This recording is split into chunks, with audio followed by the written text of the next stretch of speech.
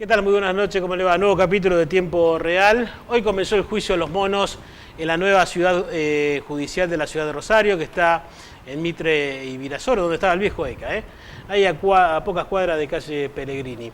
Allí, hoy desde hora muy temprano, un amplio despliegue policial para llevar seguridad y para montar la logística correspondiente ante la llegada de los integrantes de una banda que azotó buena parte del sur de la ciudad de Rosario. Usted sabe muy bien que todo esto se disparó con un grado de violencia tal que inclusive se habló de Rosario como ciudad Juárez, cosa que realmente estamos muy pero muy lejos de esa situación de la ciudad del norte de México que limita con Estados Unidos. Sin embargo, la banda de los monos estaba integrada por rosarinos de la zona sur, particularmente de Barrio Las Flores, que en su primer momento le ganan la batalla del territorio, esto entre comillas, a la banda de los garompas, que eran los que vendían y los dueños del narcomenudeo en la zona sur de Rosario hace 25 años atrás aproximadamente. Primero quería hacer este paréntesis. Esto surge porque en los sectores más humildes, en los sectores marginados, en los sectores de pocos recursos, también son sectores que padecen las escasísimas posibilidades de crecimiento socioeconómico. Son aquellos que se quedan sin educación, sin seguridad, sin salud pública, sin justicia pública, sin la perspectiva de ingresar a nuevos núcleos sociales o socioeconómicos, si usted quiere, y son el resultado de políticas que se aplican en la Argentina desde hace mucho tiempo, como en el resto del planeta también, obviamente. Pero lo que decimos que son sectores que son la consecuencia de esas políticas de aislamiento de los sectores sociales menos pudientes. La banda de los monos que está siendo enjuiciada en el día de hoy, que comenzó en el día de hoy, que seguirá durante los próximos meses, está compuesta por 12 delincuentes narcotraficantes, o se sospecha de ello, y 13 policías. Le vamos a dar algunos de los nombres de aquellos que están siendo enjuiciados, porque hoy la Fiscalía correspondiente a este proceso judicial pidió ya la posibilidad de la pena efectiva. Para Ramón Ezequiel Machuca, alias Monchi Cantero, la Fiscalía pidió 41 años de cárcel. Para Ariel Máximo Cantero Guille, 24 años de cárcel. Para Leandro Vilches, el Gordo, conocido en la jerga del narcotráfico, 12 años de cárcel. Para Jorge Chamorro, el EMA, 10 años. Para Ariel Cantero, el viejo, Cantero o el pájaro viejo, como se le dice, 10 años de cárcel.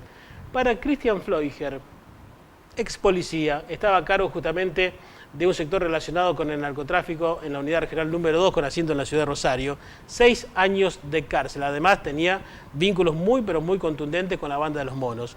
Para Sergio Blanchet, que en algún momento ocupó la jefatura de la comisaría número 5 con asiento en Puerto General San Martín, le pidieron 8 años y 6 meses de cárcel, entre otros integrantes de la fuerza policial que están detenidos justamente a raíz de esta causa. Una causa que, como decíamos, llevó a Rosario a un enfrentamiento fuertísimo entre bandas del narcomenudeo, y ninguna corporación mafiosa, ninguna estructura mafiosa, si usted quiere, nace sin el amparo de alguna corporación política, sin el amparo judicial. Por eso también se sospecha de algunos miembros de la justicia de la ciudad de Rosario, que coincidían jueces y padres de integrantes de esta disputa de narcomenudeo en Rosario en viajes hacia Los Ángeles a ver una misma pelea de box, cuando peleaba el Chino Maidana. Pero a su vez de esto, después llegaba la desmentida, que era casualidad justamente lo que pasaba en las circunstancias relacionadas a estas cuestiones.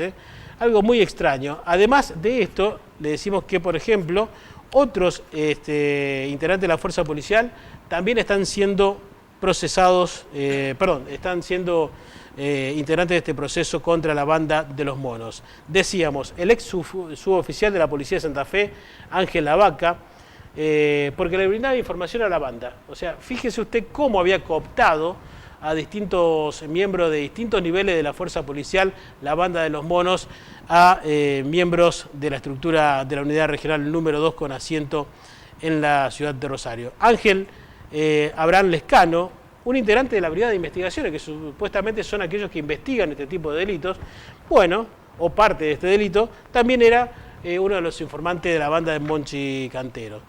Después siguen los nombres: Diego Javier Cárdenas, Roberto Mario Otaduy, todos ellos en el banquillo de los acusados, se podría decir. Y recuerde muy bien lo que pasó en la ciudad de Rosario durante los últimos 7, 8 años, cuando comenzaron a disputarse el territorio del narcotráfico. Pero también tengamos en cuenta que esto no surge sin amparo judicial y sin amparo político. Recordemos que fue baleada la casa del gobernador Antonio Bonfatti, se sospecha que de alguna manera algo está relacionado con esto. Se habla también de ciertas circunstancias extrañas, la desaparición de una computadora en el caso Medina, un hombre que articulaba el sicariato entre Córdoba, Buenos Aires y Rosario, el asesinato de 3 colombianos en Palermo en una tarde de domingo, lo había administrado económicamente Medina, después Medina paga el precio. Bueno, todo un mundo que nosotros estamos alejados de eso, desconocemos cuáles son los códigos quizás de ese mundo extraño, pero es parte de esta sociedad. Ahora, si el Estado no enfrenta esto, nosotros no lo podemos hacer. Para eso está el Estado.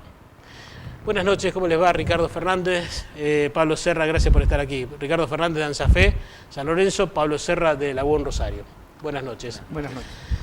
Vamos a cambiar de tema, reforma laboral, es lo que le preocupa a miles de trabajadores y a los dirigentes sindicales de la República Argentina.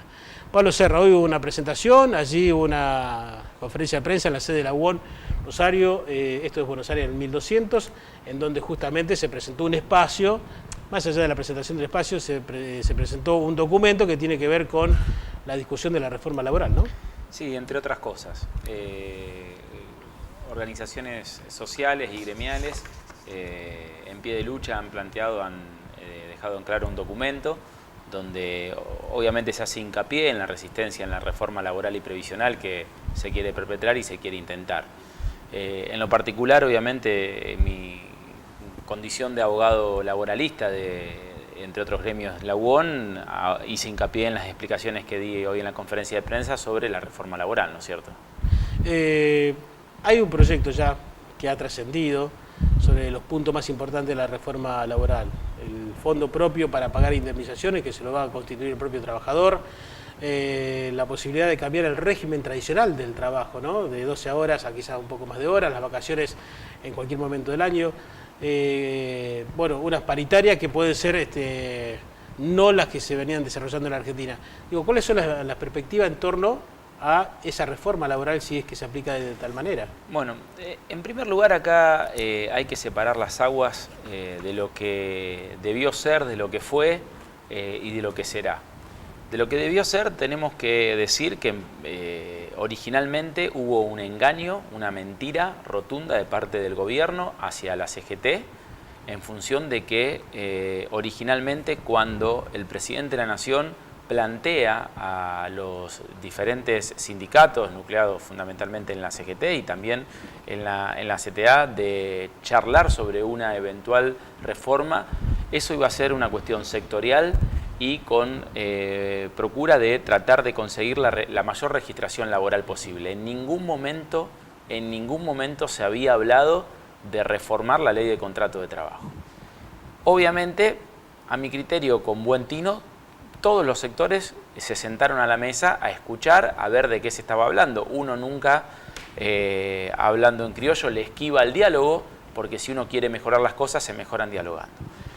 Fue muy alta y muy grande la sorpresa cuando se recibió el primer proyecto de la ley ómnibus, el primer borrador. Ese primer borrador, lo puedo decir con todo respeto desde el punto de vista jurídico, es un mamarracho jurídico. O sea, es un mamarracho por donde se lo mire. ¿Por qué? Primero, desde el punto de vista técnico, por las incoherencias y las falencias técnicas que tiene el propio texto de la ley. Ni siquiera se han tomado la delicadeza de constatar no si era inconstitucional, si no era acorde a lo que establecen los artículos de la Constitución, en especial el artículo 14 bis, sino de constatar de las contradicciones que hay en sí mismo en el mismo texto y aún con otros articulados de otras leyes, inclusive la 2744. O sea, realmente, por donde se lo miraba ese texto original, era un mamarracho. Amén de ese mamarracho jurídico, desvirtuaba también, por donde se lo mire, el concepto del derecho laboral. Esa ley